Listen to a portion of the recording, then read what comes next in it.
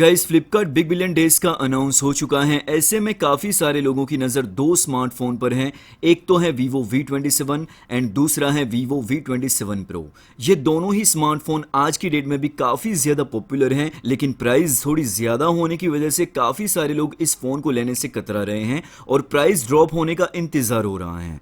अब दोस्तों काफ़ी सारे लोगों ने मुझे कमेंट सेक्शन में पूछा था Vivo V29 4 अक्टूबर को लॉन्च होने जा रहा है, तो क्या Vivo V29 को कंसीडर करना चाहिए? तो ये चीज़ मैं आपको क्लियर कर दूं, Vivo V29 में कोई भी मेजर अपग्रेड नहीं है कंपेयर टू Vivo V27 और Vivo V29 की प्राइस भी ज़्यादा होगी। अब आ जाते हैं Vivo V27 और Vivo V27 Pro की BBD सेल में प्राइस क्या होगी। तो Vivo V27 को आप 26,000 से लेकर 28,000 की प्राइस रेंज में एक्सपेक्ट कर सकते हैं। अभी इस फोन की जो करंट प्राइस है 33,000, जबकि Vivo V27 Pro की बात करें तो अभी इस फोन की करंट प्राइस है 38,000, लेकिन BBD सेल में आप इस फोन को 33,000 से लेकर 35,000 के प्राइस रेंज में एक्सपेक्ट कर सकते हैं। आज की डेट में भी ये दोनों ही फोन मोस्ट सेलिंग स्मार्टफोन है, मतलब डिमांड ज्यादा है। अब डिमांड ज्यादा होने की वजह से प्राइस ज्यादा ड्रॉप नहीं होगी। तीसरी जो क्वेरी है Vivo V27 और Vivo V27 Pro, इन दोनों में से कौन सा एक फोन कंसीडर करना चाहिए, सारी चीजें मैं आपके साथ शेयर करता हूं ताकि आपकी कंफ्यूजन दूर हो जाए। एक फोन लेने के लिए जब आप इतना खर्चा कर रहे हैं तो फोन लेने से पहले प्रोज और कॉन्स ये दोनों चीजें पता होनी चाहिए ताकि बाद में जाके आपको किसी भी टाइप की डिसअपॉइंटमेंट ना हो। एनीवेज इस वीडियो में हम बात करेंगे इन दोनों फोन में क्या डिफरेंस है, इसी के साथ इन दोनों फोन को किस यूजर के लिए डिजाइन किया गया है, तो सारी चीजें मैं आपको स्टेप बाय स्टेप आपसे शेयर करता हूं। तो वीडियो को प्यार से लाइक करके शुरू से लेकर एंड तक मेरे साथ बने रहिए और हो सके तो चैनल को बेल आइकन के साथ सब्सक्राइब भी कर लीजिए ताकि आने वाले वीडियोस की नोटिफिकेशन आप तक पहुंचती रहे। चलिए सो लेट्स बिगिन। परफॉर्मेंस को लेकर दोनों ही फोन में सबसे पहला डिफरेंस है, ज्यादा टेक्निकल नहीं होंगे, सिंपल चीजों में बात करेंगे। Vivo V27 में MediaTek Dimensity 7200 प्रोसेसर मिलता है जो कि 4nm FinFET टेक्नोलॉजी पर बेस है और इस फोन में और इंडिया में पहली मर्तबा इस फोन के साथ ये प्रोसेसर आया है। दूसरी ओर Vivo V27 Pro में MediaTek Dimensity 8200 प्रोसेसर मिलता है। ये प्रोसेसर भी 4nm पर बेस है, मतलब पावर एफिशिएंसी के मामले में दोनों ही प्रोसेसर सेम टू सेम हैं। दोनों ही फोन की परफॉर्मेंस को मैंने इनिशियली अच्छी तरीके से टेस्ट किया है ताकि प्रैक्टिकल लाइफ में हमें पता चले कौन सा एक फोन अच्छा परफॉर्म करता है। ये जरा स्कोर देखिए, Vivo V27 6,24,000 प्लस, दूसरी तरफ Vivo V27 Pro का स्कोर 8,34,000 प्लस, लगभग से 2 लाख का गैप है। On paper performance wise Vivo V27 Pro better है, लेकिन प्रैक्टिकल यूसेज में दोनों ही फोन से ये डिफरेंस आपको पता भी नहीं चलेगा। जैसे कि day to day task, multimedia, casual gaming, light gaming, social media use करना, दोनों ही फोन इन सारे टास्क में मक्खन की तरह परफॉर्म करते हैं।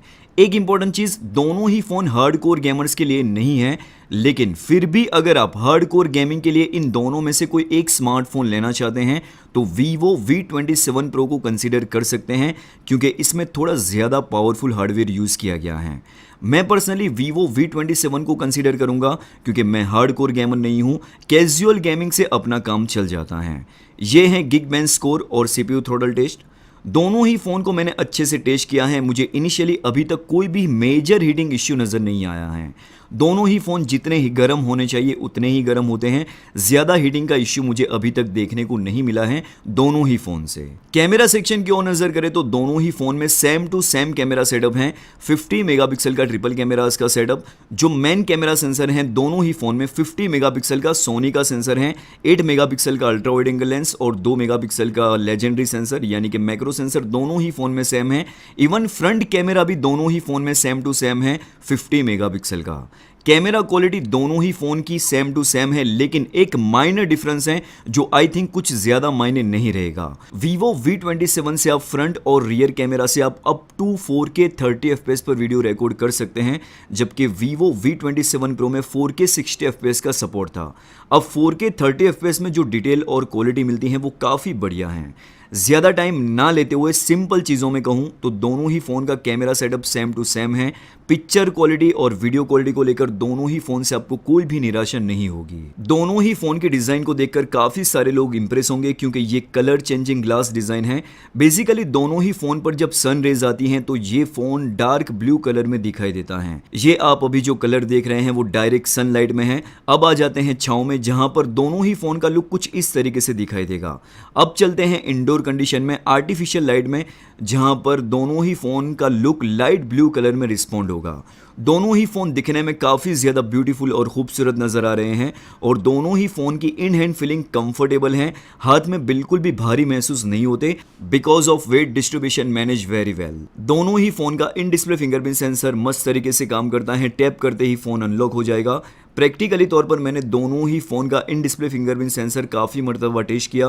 काफ़ी फास्ट तरीके से इन दोनों फ़ोन का इन डिस्प्ले फिंगरप्रिंट सेंसर काम करता है। 6.78 इंच की full HD plus 120 hertz AMOLED display दोनों ही फ़ोन में ऑफर की गई है और ये एक 10 बिट की एमोलेड डिस्प्ले होने की वजह से कलर काफ़ी अच्छे निकल के आते हैं। 1300 निट्स की पिक ब्राइटनेस है। आउटडोर कंडीशन में भी चेक कर लेते हैं, डिस्प्ले विजिबल रहती है। एज सच ब्राइटनेस को लेकर कोई भी इश्यू नहीं है। दोनों ही फ़ोन के डिस्प्ले के अंदर शॉर्ट सेंसेशन ग्लास की प्रोडक्शन आती है, लेकिन ये प्रोडक्शन कैसी होती है कोई आइडिया नहीं है, इसलिए डे 1 से ही टेम्पर ग्लास और बैक केस लगाकर ही फ़ोन को यूज़ करना, अदरवाइज दिल और शीशा कभी भी टूट सकता है।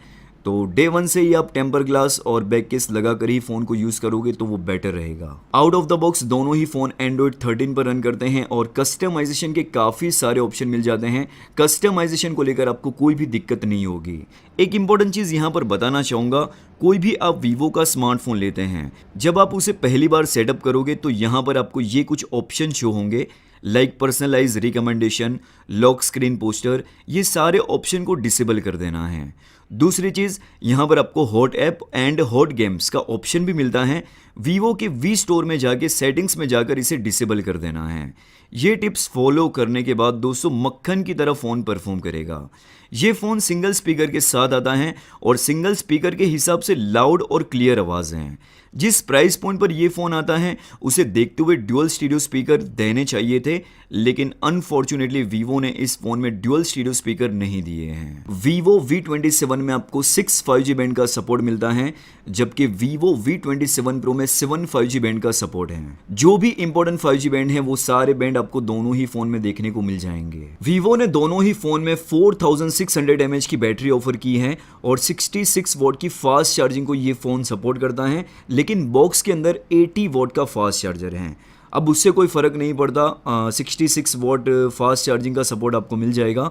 एक दिन का बैटरी बैकअप आप दोनों ही फ़ोन से एक्सपेक्ट कर सकते हैं। मैं मॉडरेट यूसेज की बात कर रहा हूँ तो ये चीज़ ध्यान में रखना। 18 मिनट में दोनों ही फ़ोन 0 to 50% चार्ज होता है। 30 मिनट में दोनों ही फ़ोन 0 to 70%, 48 मिनट में दोनों ही फ़ोन 0 to 100% फुल चार्ज हुए। तो ये थी कुछ इंपॉर्टेंट चीज़ें दोनों ही फ़ोन को लेकर जो मैंने आपके साथ शेयर करना ज़रूरी समझा। फिर भी दोस्तों अगर आपके मन में कोई भी सवाल बाकी रह जाता है तो आप मुझे नीचे कमेंट सेक्शन में पूछ सकते हैं। मैं आपका इंतज़ार करता हूँ नेक्स्ट वीडियो में। तब तक के लिए take care and be safe.